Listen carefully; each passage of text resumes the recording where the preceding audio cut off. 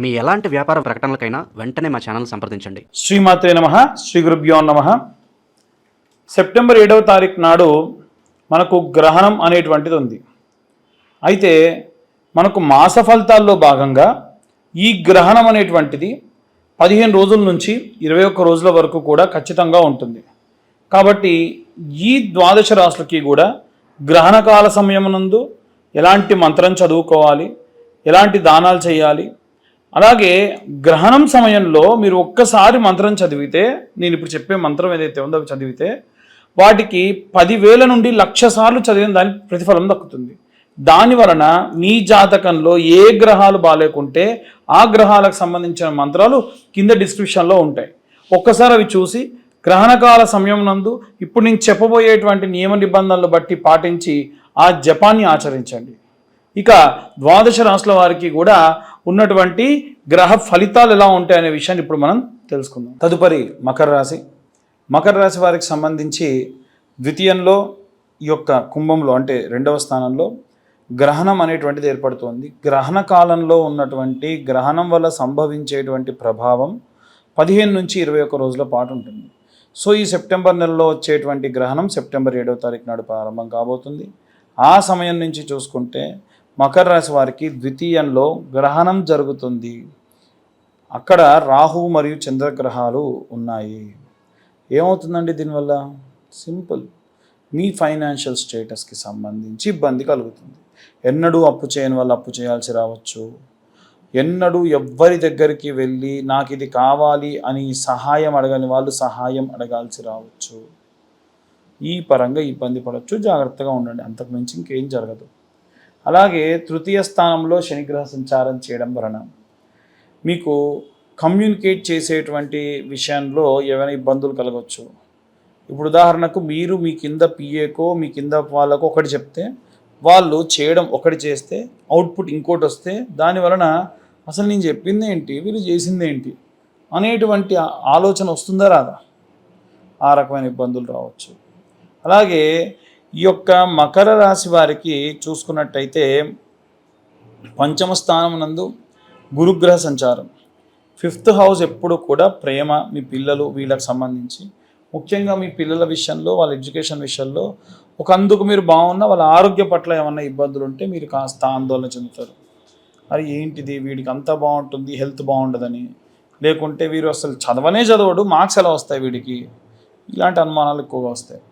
6th house ఏదైతే అక్కడ శుక్రుడు ఉండడం వలన మీ డైలీ రొటీన్ లైఫ్స్లో చిన్న మార్పులు రావచ్చు. కొన్ని మార్పులు మీకు కొంచెం ఎక్కువ ఆందోళన కూడా కలగవచ్చు. జాగ్రత్తగా ఉండాలి ఆ పరంగా. 7th హౌస్ ఏదైతే ఉందో 7th హౌస్లో మీకు బుధుడు, సూర్యుడు, కేతువు ఇలాంటివన్నీ కూడా ఉన్నాయి. వాస్తవంగా చూసుకున్నట్టయితే ఈ యొక్క మకర రాశి వారికి 8th హౌస్లో ఈ యొక్క బుధాదిత్య యోగం, కేతుగ్రహ సంచారం ఉంది. దీనివల్ల ఏంటంటే వారసత్వంగా వచ్చేటువంటి ఆస్తుల వల్ల లాభపడతారు. ఏదైనా సరే ఎసర్ట్ అంటే లాభం అంటే మీకు డైరెక్ట్గా క్యాష్ కనిపించకపోయినా మీ పేరు మీద ఒక ఎసర్ట్, ఒక ప్రాపర్టీ ఉంటుంది. దానివల్ల కొంచెం ఆనందంగా ఉంటారు. 9th హౌస్ ఏదైతే ఉందో 9th హౌస్లో కుజగ్రహ సంచారం, కుజుడు కూడా బాలేకపోవడం, దూర ప్రాంతాలు చేయడం, దూర ప్రాంతాల్లో మీకు ఏమైనా ఆరోగ్య సమస్యలు రావడం, దానివల్ల ఇబ్బంది పడడం ఇలాంటివి జరగచ్చు. సో ఇవన్నీ కూడా ఏంటంటే చూసుకుంటే మీకు జరిగే సిచ్యువేషన్స్ చెప్తున్నా. అదే కనుక మీ పేరు, మీ date of birth, time, place ఉందనుకోండి, మనం ఇంకా డీటెయిల్గా చెప్పొచ్చు. ఓకే మీకు ఇప్పుడు నడిచే దశ ఇది, గతంలో ఈ దశ వెళ్ళిపోయింది, రాబోయే దశ ఇది. సో ఇప్పుడు మీకున్నటువంటి గ్రహస్థితుల బట్టి, ఉన్న దశాకాలాన్ని బట్టి అంతర్దశ విదశలు ఎలా ఉంది, నవాంశ ఎలా ఉంది, అలాగే అష్టక వర్గ ఎలా ఉంది, ఇవన్నీ కూడా చూసి చెప్పొచ్చు. సో ఇలా జాతకం పూర్తిగా 60-70 పేజీల్లో, నేనైతే మీకు 60-70 పేజీల్లో జాతకం ఇస్తాను. నాకు కనుక మీ పేరు, డేట్ ఆఫ్ బర్త్, టైం ఉంటే దానికి 2,025 రూపాయలు ఖచ్చితంగా తీసుకుంటా. 2 రోజులు 3 రోజులు కూడా ఒక్కోసారి టైం పడుతుంది. సో అలా మీకు జాతకం తీసుకొని డీటెయిల్డ్గా మీ దాకా ఇచ్చిన తర్వాతకి మీ జాతకంతో పాటుగా మీకు ఒక జ్వాలాముఖి మాల కూడా ఇవ్వడం జరుగుతుంది. మీ అడ్రస్కి కొరియర్ చేస్తాం. ఈ నెలలో మాత్రమే, అది కూడా మన ఛానల్ సబ్స్క్రైబర్స్కి మాత్రమే. ఇక వీళ్ళు చదవలసిన మంత్రం ఏంటి అంటే నీలాంజన సమాభాసం రవిపుత్రం హిమాగ్రజం ఛాయామార్తాండ సంభూతం తం నమామి శనేశ్వరం. ఇది మీరు ఎక్కడ యూట్యూబ్లో కొట్టినా మీకు ఆ మొత్తం మంత్రం వస్తుంది. ఇవి కాకుండా నవగ్రహ మంత్రాలు కింద ఉన్నాయి డిస్క్రిప్షన్లో.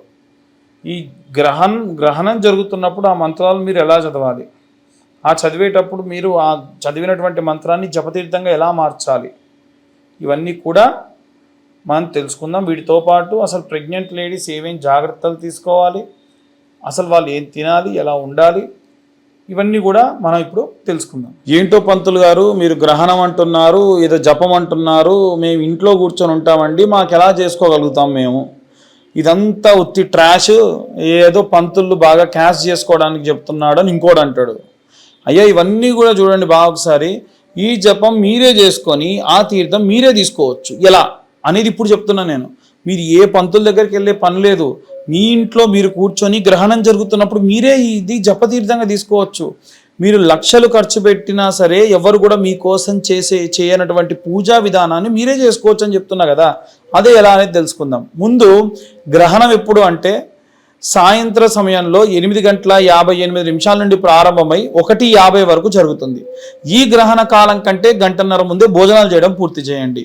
అందరూ మగవాళ్ళందరూ కూడా, ఆడవాళ్ళు కూడా చేయొచ్చు కానీ మగవాళ్ళు చేస్తే మంచిది. వారందరూ కూడా ఒక గ్లాస్, ఆ గ్లాస్లో దర్భ, ఒక ప్లేట్లో ఒక దర్భ కింద వేసుకొని దానిపైన చాప వేసుకొని కూర్చోండి. అలాగే ఇంట్లో ఉన్నటువంటి అన్ని తినుబండారాల్లో కూడా దర్భ వేయాలి. నూనె పదార్థాల్లో దర్భ వేయాలి. అదేంటండి ప్యాకెట్ ఐటమ్స్ ఉంటాయి, మీ ఫ్రిడ్జ్లో పెట్టుకుంటారు, దానిపైన దర్భ వేయండి. ఇంట్లో ఓవర్ హెడ్ ట్యాంక్లో కూడా దర్భ వేయండి. మీ డాబా పైన దర్భ వేసుకోండి. సింపుల్, అంతకుమించి ఏం లేదు. ఈ పంతులందరూ కూడా దర్భ బాగా ప్రమోట్ చేస్తున్నారు. దర్భ వాల్యూ ఎంత ఉంటుంది? 10 రూపాయలు ఉంటుంది. దాన్ని మీరు ప్రమోట్ చేసే పనేం లేదు. కాబట్టి ఇది ఏ ప్రమోషన్ కాదు, మీ మంచి కోసం చెప్తున్నాం. సో గ్రహణం ప్రారంభమైన వెంటనే ఏం చేయాలంటే ఆచమనం చేయండి. మామూలుగా 3 సార్లు చేతిలో నీళ్లు తీసుకొని ఏ మంత్రం చెప్పే పని లేదు. వస్తే కేశవనామాలు, కేశవాయ నమః, నారాయణ నమః, మాధవాయ నమః, గోవిందాయ నమః, త్రివిక్రమాయ నమః, మత్సూదనాయ నమః, వామనాయ నమః, శ్రీధరాయ నమః, ఋషికేశాయ నమః, పద్మనాభాయ నమః, దామోదరాయ నమః, సంకర్షణాయ నమః, వాసుదేవాయ నమః, ప్రద్యుమ్నాయ నమః, అనిరుద్ధాయ నమః, దోక్షాయ నమః, నారసింహాయ నమః, అచ్యుతాయ నమః, జనార్దనాయ నమః, ఉపేంద్రాయ నమః, హరియే నమః, శ్రీకృష్ణాయ నమః. ఇవి కేశవనామాలు. ఇవి చదవగలిగితే చదవండి, లేకుంటే అది కూడా లేదు. సాధారణంగా మీరు మామూలుగా ఆచమనం చేసేసుకోవచ్చు. ఆచమనం చేసుకున్న తర్వాతకి 3 సార్లు చేసుకొని 4వ సార్లు వదిలిపెట్టి మనసులో మీ గోత్రం అనుకోండి.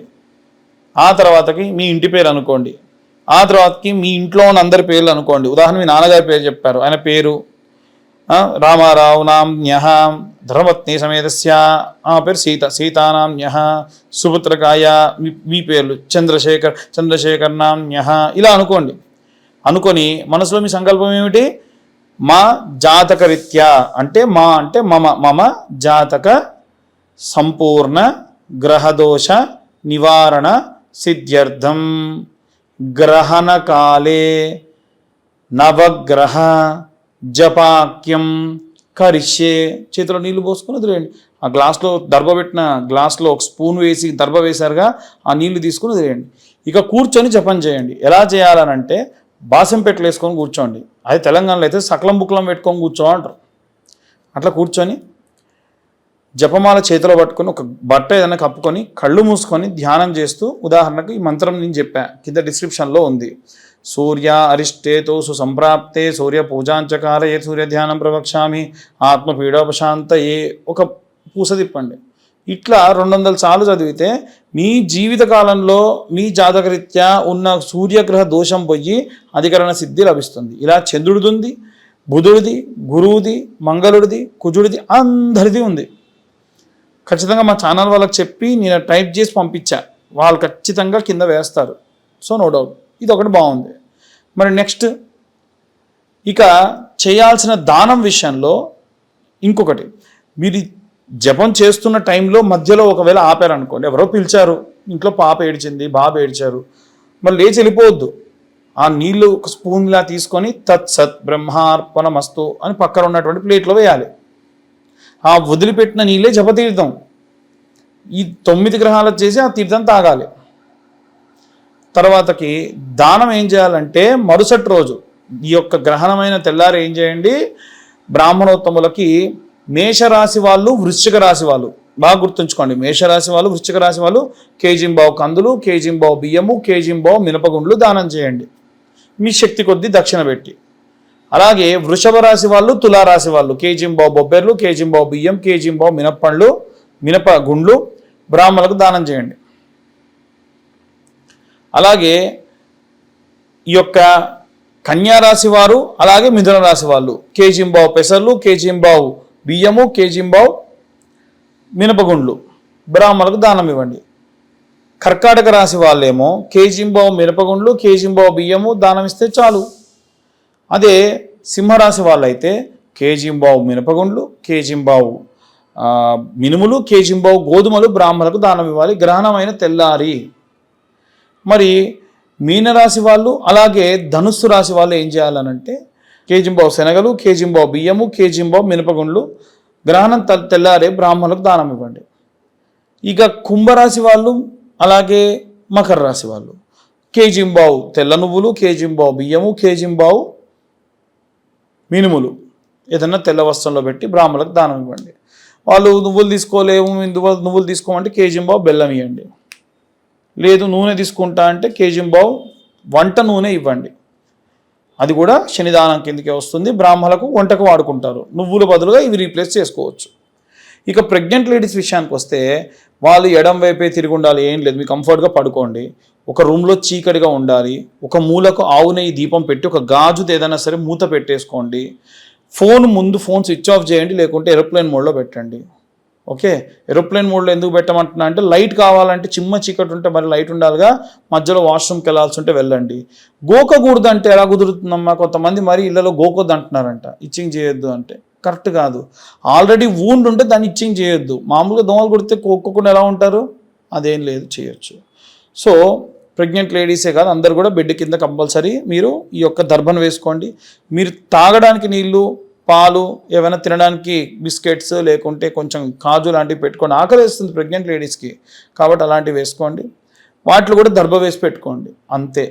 ఆ దర్భ మరీ మీ గొంతులో అడ్డుపడకుండా వేలుతో అలా పట్టుకొని నీళ్లు తాగడమో పాలు తాగడమో చేయండి. సో ఇలాంటివి చేయడం వలన ప్రెగ్నెంట్ లేడీస్ అన్ని జాగ్రత్తలు తీసుకున్న వాళ్ళు అవుతారు.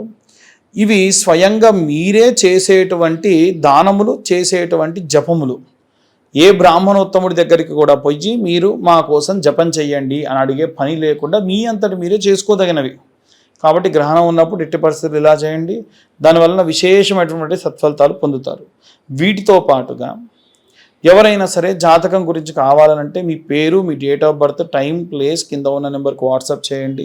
2025 రూపాయలు చెల్లిస్తే పూర్తిగా మీ జాతకం విశ్లేషణగా మీకు అందిస్తాను.